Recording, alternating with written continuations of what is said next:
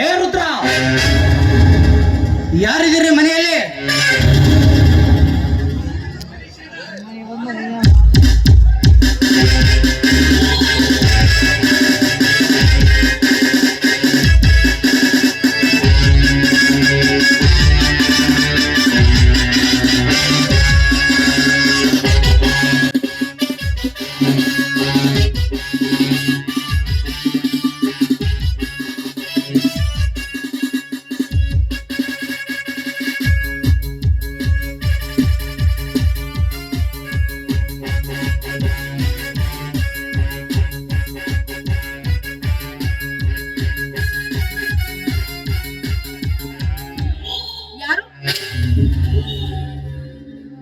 ಓಹೋ, ನೀನಾ? ನಮ್ಮ ಮನೆಗೆ ಯಾರೋ ಅತಿಥಿಗಳು ಬಂದಿದ್ದಾರೆ ಅಂತ ನಾನ್ ತಿಳಿದುಕೊಂಡಿದ್ದೆ. ಆದ್ರೆ ಬಂದಿದ್ದು ಅತಿಥಿ ಅಲ್ಲ, ಬೆನ್ ಹತ್ತಿ ಕಾಡಿದ ಬೇತಾಳ.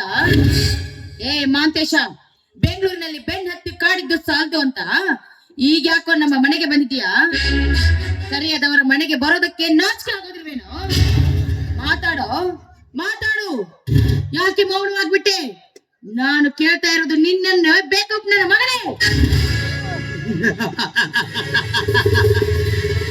ಬರಬೇಕಾದವರ ಮನೆಗೆ ಬಂದಿದ್ದೇನೆ ಅಂಬಿಕಾ.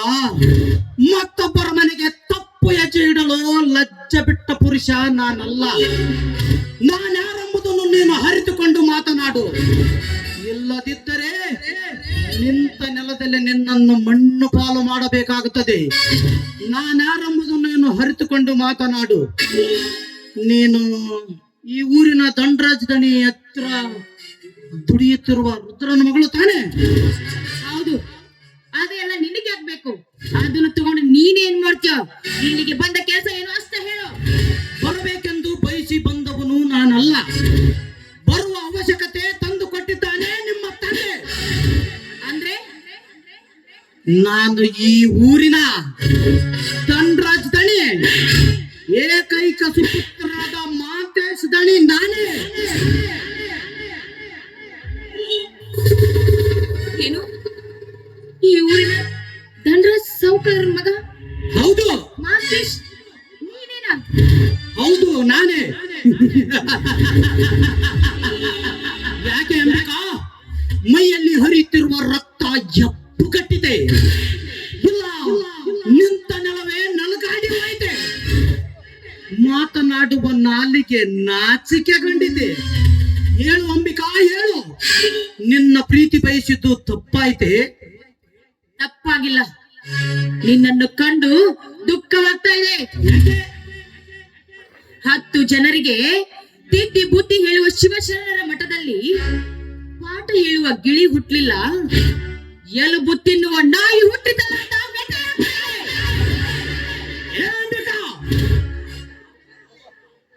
ನಾಲಿಗೆ ಸ್ವಲ್ಪ ಹತೋಟೆಯಲ್ಲಿ ಹಿಡಿದುಕೊಂಡು ಮಾತನಾಡಿದರೆ ಸರಿ. ಇಲ್ಲದಿದ್ದರೆ ಈ ಸಮಯದಲ್ಲಿ ನಾವಿಬ್ಬರು ಸರಸವಾಡುವ ಸಂದರ್ಭವಿದು. ಯಾಕೆ? ನಾನು ಅಷ್ಟೊಂದು ರೂಪವಸಿಯೇ? ಅಂಬಿಕಾ, ನಿನ್ನ ರೂಪ ಲಾವಣ್ಯ ನನ್ನನ್ನು ಮೂರ್ಖನಾಗಿ ಮಾಡಿಬಿಟ್ಟಿದೆ. ನಿನ್ನ ಯೌವನದ ಹೊಳೆಯಲ್ಲಿ ಹಂಬಿಗನಾಗಿ ಈಜಬೇಕೆಂಬ ಹಂಬಲದಿಂದ ಬಂದಿದ್ದೇನೆ. ನಿನ್ನ ಪ್ರೀತಿಯ ಅರಮನೆಯ ಮಹಾರಾಜನಾಗಿ ಮೆರೆಯಬೇಕೆಂಬ ಉತ್ತತನ ನನ್ನಲ್ಲಿ ಕಿಚ್ಚಾಗಿ ಕಾಡುತ್ತಿದೆ. ನೋಡು ಅಂಬಿಕಾ, ಇಲ್ಲಿವರೆಗೆ ನೀನು ಆಕಾಶದಲ್ಲಿ ಹಾರುತ್ತಿರುವ ಹಕ್ಕಿ ಎಂದು ನಾನು ಭಾವಿಸಿದ್ದೆ. ಅವುಗಳನ್ನು ತೋರಿಸಿ ಈ ಹಕ್ಕಿ ನನಗೆ ತಕ್ಕಲಾರದೆಂದು ನಾನು ತಿಳಿದುಕೊಂಡಿದ್ದು ನಿಜ. ಆದರೆ ತಕ್ಕಲಾರದ ಹಕ್ಕಿ ಮನೆಯ ಗೂಡು ನನ್ನ ಮನೆಯ ಪಕ್ಕದಲ್ಲಿ ಇದೆ ಅಂತ ನಾನು ಎಂದೂ ತಿಳಿದುಕೊಂಡಿದ್ದಿಲ್ಲ. ಅಂಬಿಕಾ, ನೀನು ನನ್ನ ಅರಮನೆಯ ಅಂಗಳದ ನಿಂತ ಅರಗಿಣಿ. ನೀನು ನಿನ್ನ ಮನಸ್ಸಿನಿಂದ ನನ್ನ ಹಪ್ಪಿಕೊಂಡರೆ ಸರಿ, ಇಲ್ಲದಿದ್ದರೆ ನಿನ್ನನ್ನು ಕುಕ್ಕಿ ಕುಕ್ಕಿ ತಿನ್ನುವ ರಣ ಹದ್ದು ನಾನಾಗಬೇಕಾಗುತ್ತದೆ. ಎತ್ತರ ಹೊಚ್ಚ ಬಾಯಿ ಮೂರ್ಖ. ಮನ ಬಯಸಿದ ದೇಹವನ್ನು ಕುಕ್ಕೋದಕ್ಕೆ ಇದೇನು ದೇವದಾಸಿ ಹಕ್ಕಿ ಅಲ್ಲ, ದೇವರಿಗಂದೆ ಮೀಸಲಾಗಿಟ್ಟಿರುವ ಅಪವಿತ್ರ ಹಕ್ಕಿ.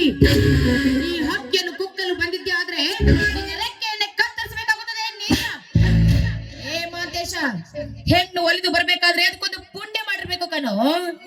ಒಂದು ಮಾತು ಹೇಳಿ ನಿಸ್ಸಾರಿಯಾಗಿ ಕೇಳಿಸ್ಕೊ. ಒಲಿಯಲಾರ್ದ ಹೆಣ್ಣನ್ನು ಬೆನ್ನು ಹತ್ತುವುದು ಒಂದೇ, ಸೇದುವ ಬಾವಿಯ ನೀರು ನೋಡಿ ನಾಯಿ ಸಂತೋಷ ಪಟ್ಟಂತೆ ಸರಿ. ಲೇ ಅಂಬಿಕಾ, ಪ್ರೀತಿ ಇಲ್ಲದ ಹೆಣ್ಣನ್ನು ಅತ್ಯಾಚಾರಗೊಳಿಸುವುದು ಒಂದೇ, ಉಪ್ಪಿಲ್ಲದ ಅಡಿಗೆಯನ್ನು ಉಣ್ಣುವುದು ಒಂದೇ, ಮನಸ್ಸಿಲ್ಲದ ಹೆಣ್ಣನ್ನು ಮದುವೆ ಆಗುವುದು ಒಂದೇ, ಗಟರದ ನೀರಿಗೆ ಗಂಧದ ಎಣ್ಣೆ ಚೆಲ್ಲುವುದು ಒಂದೇ. ನೋಡು, ಮಾನವಂತರ ಮನೆಯ ಮಗನಾಗಿ ಬಾಳು. ಹೀಗೆ ಹೋದ್ರೆ ನನ್ನ ಕೈಯಿಂದ ಅಂತ್ಯ ಕಾಣ್ಬೇಕಾಗುತ್ತದೆ. ನಾಲಿಗೆ ಸ್ವಲ್ಪ ಹತೋಟೆಯಲ್ಲಿ ಹಿಡಿದುಕೊಂಡು ಮಾತನಾಡಿದರೆ ಸರಿ, ಇಲ್ಲದಿದ್ದರೆ ನನ್ನ ಕೋಪದ ಪಿತ್ತ ನೆತ್ತಿಗೇರಬೇಕಾಗುತ್ತದೆ. ನೀನೆಷ್ಟಾದರೂ ಹೆಣ್ಣು, ಹೆಣ್ಣಿನ ಬುದ್ಧಿ ಮೊಣಕಾಲು ತೆಳಗೆ ಗಾದೆ ಮಾತಿಗೆ ನೀನೇ ಸಾಕ್ಷಿ. ಸುಮ್ಮನೆ ನಿನ್ನ ಇಚ್ಛೆಯಂತೆ ನನ್ನನ್ನು ಅಪ್ಪಿಕೊಂಡರೆ ಸರಿ, ಇಲ್ಲದಿದ್ದರೆ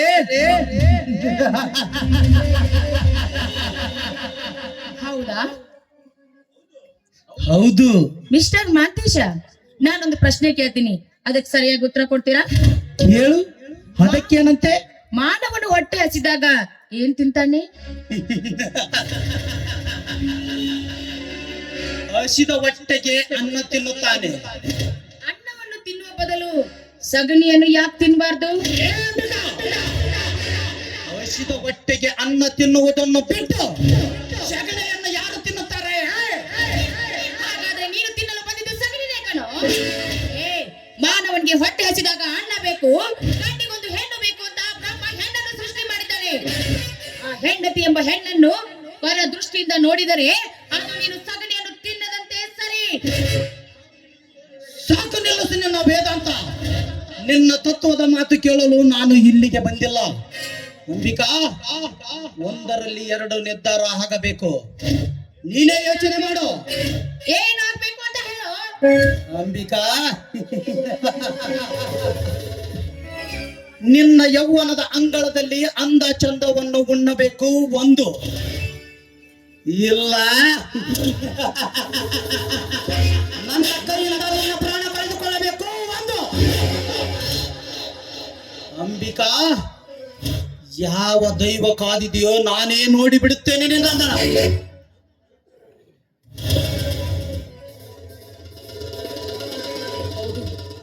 ಇವನು ಒಂದು ನಿರ್ಧಾರ ಮಾಡಿಕೊಂಡೇ ಬಂದಿದ್ದಾನೆ. ಇವನಿಗೆ ಈ ಸಮಯದಲ್ಲಿ ನಾನು ಶತ್ರು ಆಗೋದು ತರವಲ್ಲ. ಇವನಿಂದ ಪಾರಾಗ್ಬೇಕಾದ್ರೆ ಏನಾದ್ರೂ ಒಂದು ಉಪಾಯ ಮಾಡ್ಲೇಬೇಕು. ನೋಡು ಮಾತೇಶ್, ನೀವು ನನ್ನನ್ನು ಇಷ್ಟೊಂದು ಪ್ರೀತಿ ಮಾಡ್ತಾ ಇದ್ದಿದ್ದೀರಾ ಅಂತ ನನಗೆ ಗೊತ್ತಿರಲಿಲ್ಲ. ನನಗೋಸ್ಕರ ನಿಮ್ಮ ಪ್ರಾಣವನ್ನು ಬಿಡಲು ಸಿದ್ಧರಿದ್ದೀರಾ, ಮತ್ತೊಬ್ಬರ ಪ್ರಾಣವನ್ನು ತೆಗೆಯಲು ಸಿದ್ಧರಿದ್ದೀರಾ ಅನ್ನುವುದು ನನಗೆ ಇವತ್ತೇ ಗೊತ್ತಾಗಿದ್ದು. ನೋಡಿ, ನಾನು ನಿಮ್ಮನ್ನು ತುಂಬಾ ಪ್ರೀತಿಸ್ತೀನಿ. ನಾಳೆ ನಡೆಯುವ ನನ್ನ ಮದುವೆ ಆಗ್ಬಾರ್ದು. ಆ ಮದುವೆ ನಿಂತು ಹೋಗ್ಲಿ. ನಮ್ಮಿಬ್ಬರದ ಪ್ರೇಮ ಪ್ರಣಯ ಮುಂದುವರಿಲಿ ನನ್ನ ರಾಜ. ಅಂಬಿಕಾ, ಈ ಮಾತು ಸತ್ಯವೇ? ಇದರಲ್ಲಿ ಮೋಸವಿಲ್ಲ ತಾನೆ? ಚೇಚೆ, ಮೋಸ ಮಾಡಿದ್ರೆ ನಿನ್ನಂತ ಪುಣ್ಯಾತ್ಮ ನನಗೆ ಸಿಗ್ತಾನೇನು?